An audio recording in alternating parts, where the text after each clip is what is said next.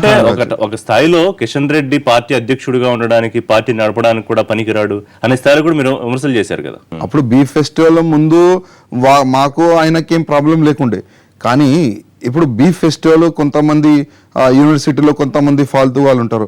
వాళ్ళు ఏంటంటే మేము బీఫ్ ఫెస్టివల్ చేస్తున్నాం, ఆవుని చంపి బిర్యానీ చేస్తాం, ఫెస్టివల్ చేస్తాం అంటే ఆ సందర్భంలో వాళ్ళకి మాకి కొద్దిగా కౌంటర్ జరుగుతుంది. కొద్దిగా కిషన్ రెడ్డి గారు మధ్యలో తీవ్రమైన వ్యాఖ్యలు చేశారు కదా మీరు. కిషన్ రెడ్డి గారు మధ్యలో వచ్చి ఏం చెప్పినారు, ఎవరైనా ఏదైనా మాంసం తినొచ్చు, ఎవరైనా ఏదైనా మాంసం తినొచ్చు కదా, తినకూడదా?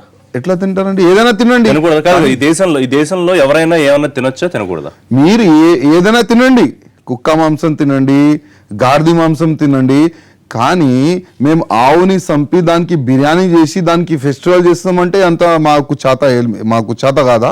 అంటే మా తల్లిని నరికి మేము బిర్యానీ చేసి ఫెస్టివల్ చేస్తామంటే దానికి పోలీసులు ఉన్నారు, ప్రభుత్వాలు ఉన్నాయి. ఒకవేళ అది చేయకూడని పని అనుకోండి, దానికి పోలీసులు, ఒక చట్టం, ఇవన్నీ ఉన్నాయి కదా. ఎందుకు ఆపలే వాళ్ళకి ఎందుకు ఆపలే? వాళ్ళు మీడియాలో బహిరంగంగా కూర్చొని బహిరంగంగా రిక్యులేట్ చేసినారు, మీరు ఫెస్టివల్ చేస్తున్నాం, అందరు రండి, అందరు తినండి అని వాళ్ళు స్టేట్మెంట్ ఇచ్చిన తర్వాత ఎవరు వాళ్ళకి అడ్డుకోలే. ఇప్పుడు మేమేందంటే ముందు నుంచి ఆవు అంటే మాకు చాలా ప్రేమ, గౌరక్షణ గురించి మేము మా లైఫ్ ని మేము ఇచ్చేసినాం గౌరక్షణ గురించి.